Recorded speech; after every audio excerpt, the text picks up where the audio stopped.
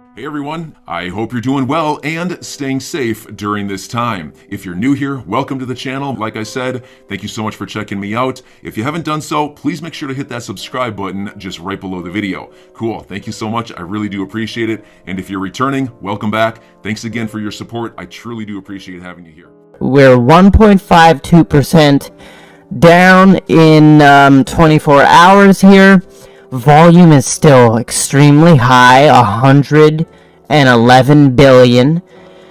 We're still sitting right below that 2 trillion. I guess I was right to take some profit when the market was at 2 trillion. If we zoom out to the altcoins here, we see that basically everything is red, right? We've got some outliers. IODEX, I am a fan of IODEX. We've got XRP as a small outlier, Tezos, Cadena. Not really a fan of Cadena. It's just like mediocre to me. Maybe I just don't know enough about it. But everything else has retraced. Okay, so talking about Bitcoin, I cannot believe that I missed this. This Cash App is allowing transfers on the Lightning Network, okay, with Bitcoin. You can literally buy tacos, tip your favorite Twitter comedian, or send a friend money abroad, anywhere that accepts Lightning. That is very crazy. That might have been a big catalyst to the price pumping here, because Cash App is massive in the States. We don't have Cash App in Canada, by the way. But Bitcoin, small retracement. I still like where we are in terms of our money flow indicator down here. We can still see that this looks like it should come up, right? If it does, that's going to be very, very nice. And we probably will get above 50K if this money flow goes up. Above that zero, and that we saw on the 12-hour, it has done that, but it's so small. Take a look at that, how small that is. You see the green there? The green, the red going into the green. It's happened on the 12-hour, but that is very small. EMA is going bullish as well here. Let's go on the 4-hour. We see also looking pretty good. We're in the depths of green money. Momentum wave is about to come down, possibly. Very interesting. As long as Bitcoin stays above 40K, man, I am happy. We can go sideways at 40 to 45K for a while, and then we can test that 50K. So we need to talk about XRP, because look at this. Okay, David, man. Look what he's saying. I guess I must have bumped into the switch while I was sleeping. I will try more sleeping. Also playing Fortnite and eating cheesecake, just in case that works too. So obviously all the little conspiracy people are putting the gematria in here for Fortnite and cheesecake. Man, he's just having fun. Come on. But he bumped the switch. So this is crazy that he said something like this. I mean, if the switch only brings us to 80 cents, come on. Like, flip more switches, right? But the switch has been flipped by David while he was sleeping. And we have absolutely shattered all expectations of that pump. I was hoping for 75 cents. Blasted above it. Shot above all these little resistance points right here. Could not get past that 91 cents, right? Where did we go to? Yeah, 91 cents. But we did touch 90 cents, which is so crazy. I feel proud of XRP for actually doing something, right? On my Twitter, I also said that if XRP breaks all-time high this year, I will shave all of my facial hair off immediately. This will all get shaved off, bro. If XRP touches all-time high this year, or breaks it. It can't just touch it, it has to break through it. Which would mean XRP is going to $3.82. Who knows? XRP all-time high coming soon. I think it's literally possible. Like this volume really picked up here. I'm wondering if somebody knows something, and we're getting like the pump before the storm here. So, Credible Crypto as well says that this is the strongest daily candle that we have seen on XRP/Bitcoin. So XRP being valued against Bitcoin, that trading pair. We have broken our falling wedge downtrend line, which is this. You can see it, falling wedge. We touched there. Boom. So falling wedge downtrend. And we broke through that, okay? And we may have avoided the breakdown he was concerned about. We'll get more confirmation in the coming days if this move is legit. Okay, XRP, what do we have that's causing this at all? Because I couldn't find nothing. We have this from Payment Infrastructure News. The last few days have been marked by positive news for the swift competitor Ripple. Observers speak of a possible turning point in the lawsuit with the SEC. But more interesting from our point of view is the cooperation with Modular. So I covered this Modular partnership, but it might be bigger than we thought, or than I thought. This gives the RippleNet project a new boost. The new partnership means that firms using Ripple's RippleNet for real-time payments will have an alternative to legacy correspondent banking for payments into the UK and Europe.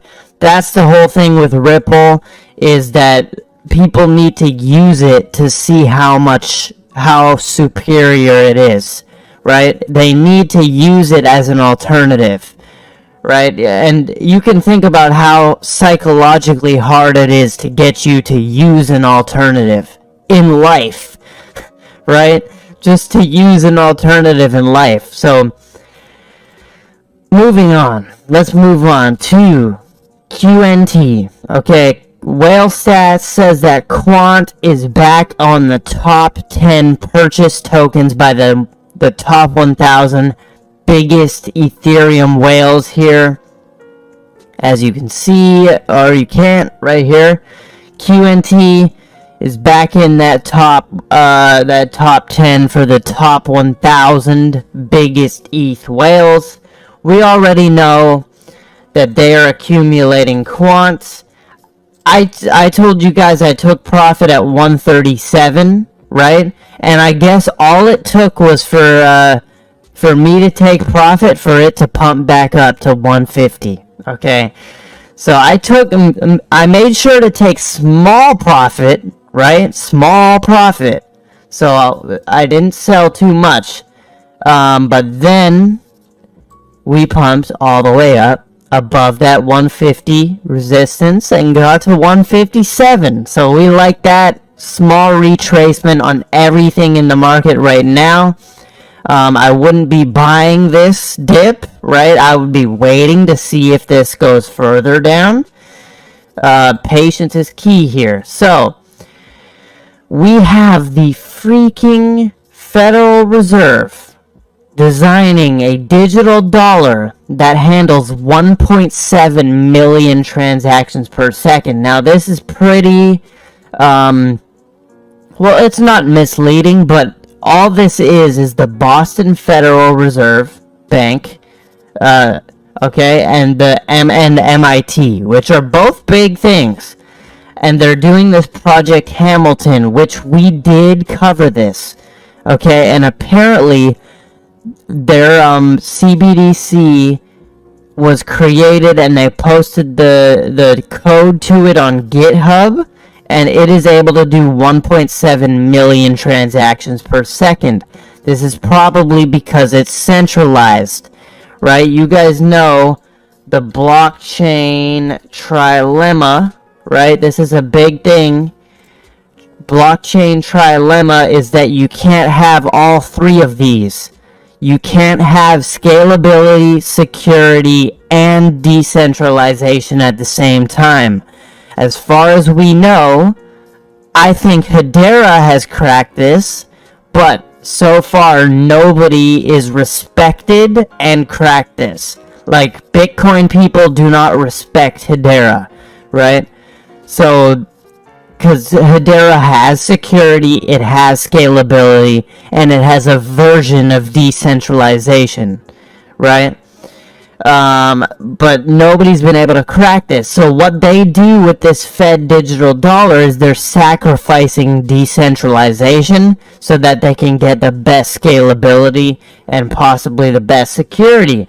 Keep in mind, on the actual project, or on the actual Federal Reserve Bank of Boston website, right, we see that it says, as exploratory research on the implications of different design choices, this work is not intended for a pilot or public launch.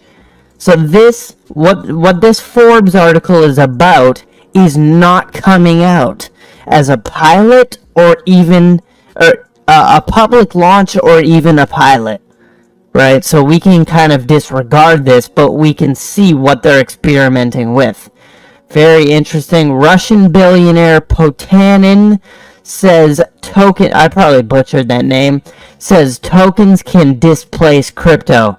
So this dude has a very weird stance on this. He basically doesn't like Bitcoin, and he likes, his position echoes the Bank of Russia, which supports the development of digital financial assets while advocating a complete ban on mining and trading cryptos that it says pose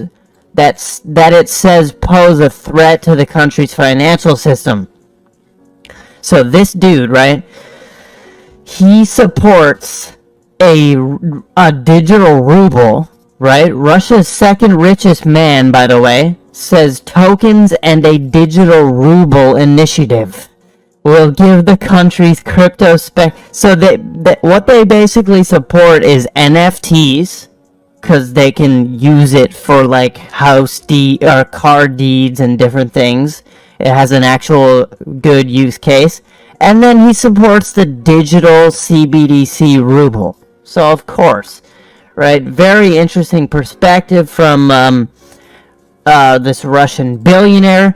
We have Hedera Council member EFTPOS. Huge point of sale company in Australia, launching a homegrown digital wallet reward system on Beemit. So they're like PayPal is called Beemit, I think.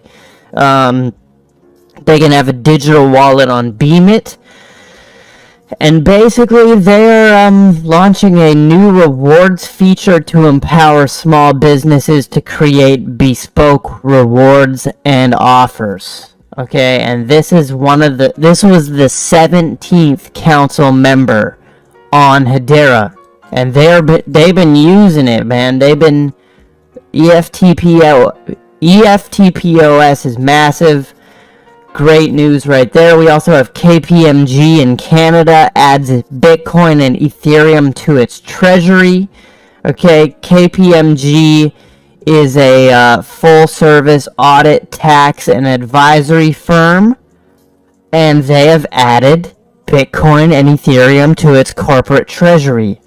That is super interesting to see a Canadian company doing that. I like to see that. We have Wells Fargo saying that cryptos are like the internet in the late 90s. We know this already. It is nearing the hyper adoption phase. I'm your guy. I will keep you posted. I'm your advocate. I'll be back on a daily basis, usually multiple times per day, with these videos to keep you updated with everything going on. So I hope you enjoyed the video. If you haven't done so, make sure to hit that subscribe button. Feel free to share any of my videos with your friends, family, social media, or anybody who may care to listen. Thanks so much for your continued support. I'm always here for you. I want to help you through this time. So thank you so much for continuing to choose me. Enjoy your day, stay safe, and I'll catch you again probably in a couple hours. Thanks, everybody. See you later.